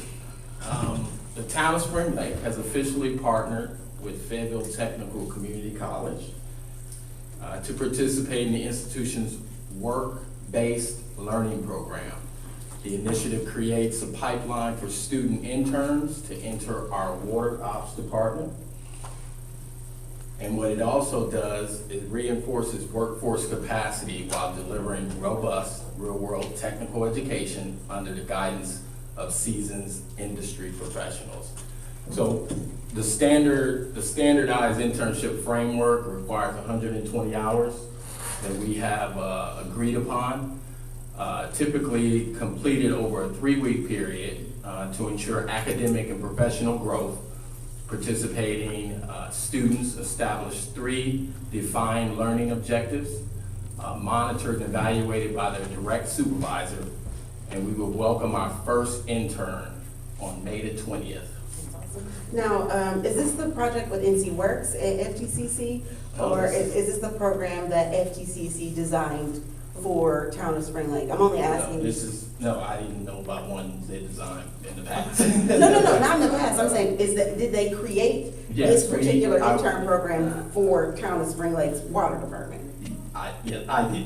We did together, absolutely. So speaking of our water infrastructure, we realized we're short-staffed in that space, right? So what I wanted to make sure that we don't get to a point where, let's say we lose Don. Right. Now we're down to what, 2 people, right? So for me, I'm thinking strategic about how do we go about working with Fayetteville Tech, particularly in the water ops department. So yes, students will be coming because they're aware now that we have this program designed and set up for us. That I just want to know, is that Yeah, this is something you guys created? Yeah, I'm sorry, I should have said that in the beginning. Yeah, This program was designed by us. That's pretty Yes, awesome. ma'am. Yes, ma'am. All right. I'm sorry, I didn't say that in the beginning. On another note, I did speak with our DOT department here in the region. As of April, the maintenance unit has reported the repair of 390 potholes. No, they didn't. No, not that. And so along North Carolina Highway 87 South, they are currently projecting this number may approach and exceed 500. So if you all feel like that's not accurate, I can talk with Mr. Baker again, and we can, maybe you and I could sit down with him in his office, because the way you reacted. And I only say that because they did fill a lot of potholes. That didn't do anything but create a bumpy road. That is not fair. When is the last time they drove a steamroller down the entirety of Bragg Boulevard? Spring Lake our streets are destroyed, and I will not let them pacify us with filling potholes. So let's you and I talk with him tomorrow. Absolutely. So, moving on here, we are noticing increase in traffic accidents. Those accidents are occurring because obviously there's just too much speed. People are driving way too fast right now on our highways, particularly on 210 and 87. And so we will start, I spoke with the chief today. We will start a focused speed enforcement with operations. It'll be a digital sign as you come into Spring Lake to allow them to basically slow down. And so this board on 87 is coming into Spring Lake from 87. So just so you'll know that we are being more proactive about the speeding that's happening in our town. It's not acceptable. I have a question about that one too. Have we got any more officers radar trained? Where are we at? I'm sorry, Chief, you back there? We're on the radar. Yes, ma'am. So 2 weeks ago, we got 2 additional certified officers who run radar. We're Okay. 5 in town. I want more officers. I want one on every shift to be radar certified. Officer crew here is one of the recent certified radar officers. So we will be increasing our speed enforcement operations, like Mr. English said. They will be road citations. We have to slow our traffic down in this community because we are seeing an uptick in traffic accidents, and there's a direct correlation to that. So I would encourage the community, please slow down and work with us and avoid those traffic citations. And then two more, well, City Vision's been talked about, but Please, tell us your perspective. It was a reunion with a lot of good friends that I've known over the years, mayors, and, I mean, just a lot of people that, allowed the mayor and I, we got a chance to sit in some sessions together, and really kind of, we were whispering back and forth about things we know we needed in the town of Spring Lake, so I really did appreciate that. Also attended the best utility management practice training, which was all day long with Commissioner Burgess and Commissioner Jackson and Lillington, and I tell you, it was probably 20 plus towns represented in that best utility practice, but it was something about Spring Lake. We were a lot more knowledgeable of asset inventory, right? And so knowing that we had an AIA done, we were able to speak to some of those things, and other folks who's listening like, wow, you know, they really have their information together. They're talking more about mergers, regionalization, and feasibility. We're in the process of doing that right now. And so being ahead of the curve, and you're looking back, some of these towns just had no idea what those acronyms were. And when they were talking about it in training, I felt really good about the fact that Spring Lake is ahead of the curve on a lot of towns as it relates to our water infrastructure. Just be aware that the town of Spring Lake is not the only town facing aging water infrastructure. This is happening across our state. Country. Thank you, Mayor. Country. At the end of the day, the state of North Carolina has encouraged towns to participate in merger, regionalization, feasibility. But as I mentioned when I was first brought on, I'm gonna make sure our board is fully aware of what type of partnerships we go into moving forward. But that is critical right now. So be proud of Spring Lake for the fact that we have a lot already in place that we're doing currently as it relates to addressing our water infrastructure. And on that note, I'm complete. Be proud of us, and then remember, we're still the government, and so it's going to go slowly. Be proud and patient. Mr. Porter. Speaking of things going slow. This is an old one. I just got word, and I have not received official word. Actually, a reporter called me and let me know this. But I did think the board would find it interesting, and it obviously has to do with legal. But if you recall, I want to say it was all the way back in the fall of 2022, yeah, that we tried to hire, the board voted to approve Justine Jones as the town manager. And the treasurer at the time declined to approve that, and we made sure we got that in writing because we all anticipated, for reasons I won't get into for tonight, that was going to end in litigation. And then I think by January or February of 2023, she had filed an EEOC complaint. I don't remember exactly what her allegations were. We were initially mentioned in that, but then when when they actually filed suit, we were never named as a defendant or anything like that. Here we are in May of 2026. So, almost 3.5 years from when that first started, and almost 4 years from when we tried to hire her. I don't know what the terms of that are. I think, what were the terms? Public. Settlement. I mean, public record. Yes, public record. She got paid $320,000. Her lawyers got a third of it. Good for her attorneys. We always pay each other on the back, but anyways. But the reason I bring that up is just, one, it shows how slow litigation is. Two, it didn't involve us. And three, we didn't have to pay anything. Nothing at all. Because we did what we were supposed to do. So we didn't pay a dime. So I figured the town would be happy about that. And then Spring Lake property acquisition, note foreclosure. I haven't received the final pleadings, but my understanding is everything was signed off on about a week and a half ago. I think we did that, yeah. So, still haven't gotten a new update, from Claire Dickerhoff at the Hutchins Law Firm. But I'm assuming that's been filed, but hopefully I'll have additional updates as time goes on. But then that will also be slow. That's it, that's all I got. The word of the day. Well, that is all we have. Madam Clerk, you will be out of the office Friday. Friday. So just be aware, Friday, just Friday? Just Friday. Just Friday. So Friday, our town clerk will not be in office. Send her an email if you need something. But you'll be off. You're off. No, I'll be at training in Goldsboro. She's off. That training is the word of the day. We love to learn. All right, well, that is all. You guys get home safely. Have a wonderful evening. Thank you, board, for your commitment to this town. This meeting is adjourned.